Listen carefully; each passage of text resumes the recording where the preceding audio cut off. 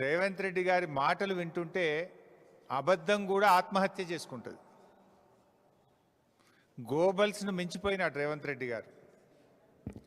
సరే, కొన్ని వ్యాఖ్యలు గమనిస్తే ఒక్కొక్కటి మాట్లాడదాం. ఎల్లంపల్లి ప్రాజెక్టును మేమే కట్టినాము అంటాడు. ఇక నీకు అట్టుడు ఎట్లున్నదంటే, నువ్వేమో రిబ్బన్ జేబులో కత్తెర జేబులో పెట్టుకొని తిరుగుతున్నావు, ఏడగనబట్టాడు రిబ్బన్లు కత్తిరిస్తున్నావు. నిన్న ఇనాగ్రేషన్ చేసిన కొన్ని ట్యాంకులు కూడా కేసీఆర్ హయాంలో మంజూరు చేసినాయి. ఇప్పుడు సబితక్క కాన్స్టిట్యున్సీలో కూడా ఒకటి ఇనాగ్రేషన్ చేసినావు. నువ్వు కట్టింది కేసీఆర్ గారి హయాం, కత్తిరించేది నువ్వు అయిపోయినావు. శ్రీపాద ఎల్లంపల్లి ప్రాజెక్టు మేమే కట్టినాం, శ్రీపాదరావు పేరు పెట్టినామంటే మీలాగా మేము చిన్నగా ఆలోచించలే. పేర్లు మార్చుడు, లేకపోతే కత్తెర జేబులో పెట్టుకొని పోయి రిబ్బన్లు కత్తిరించే ఆలోచనలు కేసీఆర్ గారు ఎప్పుడు చేయలే.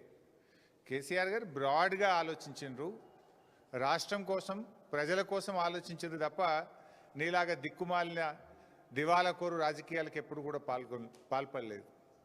ముఖ్యంగా మీరు చూస్తే ఎల్లంపల్లి ప్రాజెక్టు అసలు కాంగ్రెస్ హయాంలో పూర్తయిందా? అది బీఆర్ఎస్ వచ్చిన తర్వాత ఆ రోజు నీటిపారుదల శాఖ మంత్రిగా నేనే ఉన్నాను. దాంట్లో హై లెవెల్ బ్రిడ్జు పూర్తి కాలేదు, R&R పూర్తి కాలేదు, ల్యాండ్ ఎక్విజిషన్ పూర్తి కాలేదు, గ్రామ ప్రజలను ఖాళీ చేయించలేదు.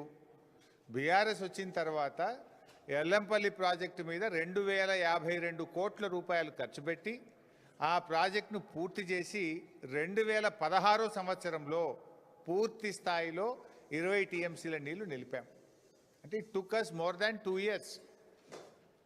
2052 కోట్ల రూపాయలు బీఆర్ఎస్ ప్రభుత్వం ఖర్చు పెట్టింది. నీ లెక్క చేయాలంటే 2052 కోట్లు ఖర్చు పెట్టినాం కనుక పోవాలి, ఎల్లంపల్లి కాడ మీటింగ్ పెట్టాలి, శిలాపాలకు వేసుకునేది ఉండే, రిబ్బన్ కత్తిరించేది ఉండే. కానీ మేము పని చేయలేం.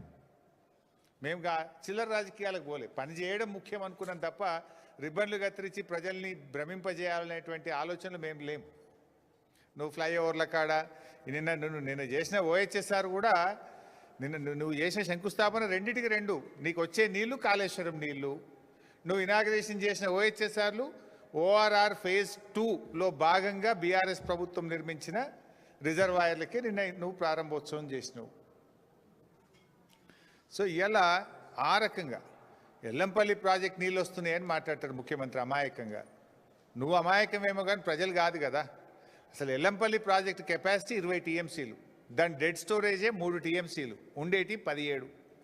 ఆ 17కు దాని సొంత ఆయకట్టు 1,65,000 ఎకరాలు ఉంది. అంటే 12 టీఎంసీలు కావాలి దానికి. దాని కింద NTPCకి మనం నీళ్ళు ఇస్తాం. NTPC విద్యుత్ ఉత్పత్తికి ఎల్లంపల్లి ద్వారా 6.5 టీఎంసీల నీళ్ళు ఇస్తాం. మంచిర్యాల నియోజకవర్గం గూడెం లిఫ్ట్కు 3 టీఎంసీలు వాడుకుంటాం. లోకల్ రామగుండం లిఫ్ట్కు 1 టీఎంసీ నీళ్లు వాడుకుంటాం. అట్లే ఆ ఎరువుల కర్మాగారానికి కూడా ఒక 2 టీఎంసీలు ఇస్తాం. అసలు నీళ్ళు ఎక్కడనే ఎల్లంపల్లి సామర్థ్యమే 20, అక్కడ దాని వినియోగమే 20కి పైగా ఎక్కువ ఉన్నది. నేను ఎల్లంపల్లి నీళ్ళు తెస్తున్నా హైదరాబాద్కు, 20 టీఎంసీలు తెస్తాడు హైదరాబాద్కి. ఎక్కడికి వస్తాయి 20? ఎల్లంపల్లి కెపాసిటీ 20, డెడ్ స్టోరేజ్ 3 పోతే ఉండేది 17. ఆ 17లో NTPCకి 6.5, గూడెం లిఫ్ట్కు 3 పోతాయి. అదేవిధంగా లోకల్ లిఫ్ట్కు 1 టీఎంసీ పోతుంది. రామగుండం ఎరువుల కర్మాగారంకు 2 టీఎంసీలు పోతాయి. దానికే ఎక్కువ ఉన్నది. అది కూడా that will be supplemented again. నేను ఆ 20కి 20 హైదరాబాద్ తెస్తున్నా అంటాడు. అంటే ఎవరి చెవులలో పువ్వు పెడుతున్నావు? ఎందుకు ఈ గోబల్స్ ప్రచారము? ఆ కుర్చీకున్న గౌరవాన్ని ఎందుకు తగ్గిస్తా ఉన్నావు? నేను అడుగుతా ఉన్నా. పోనీ ఎల్లంపల్లి నీళ్ళు తెస్తున్నా అన్న ఒక్క నిమిషానికి. ఎల్లంపల్లి నుంచి మల్లన్న సాగర్కి ఏమైనా గాలి వస్తున్నాయా? ఎల్లంపల్లి నుంచి మల్లన్న సాగర్కు గాలి వస్తున్నాయా? ఎల్లంపల్లి నుంచి నీళ్ళు ఏడికి వస్తాయి? ఎల్లంపల్లిలో మేడారం దగ్గర మోటార్ లాంచ్ చేస్తే మేడారం రిజర్వాయర్లు పడతాయి. మేడారం రిజర్వాయర్ నుంచి లక్ష్మీ బ్యారేజ్ దగ్గర లక్ష్మీ పంప్ హౌస్ ఆన్ చేస్తే వరద కాలువలో పడతాయి. అక్కడి నుంచి మిడ్మానేర్లో మోటార్ లాంచ్ చేస్తే మన అనంతగిరి రిజర్వాయర్కి వస్తాయి. అనంతగిరి రిజర్వాయర్లో మోటార్ లాంచ్ చేస్తే ఇవన్నీ కాళేశ్వరం మోటార్లు, కాళేశ్వరం రిజర్వాయర్లు.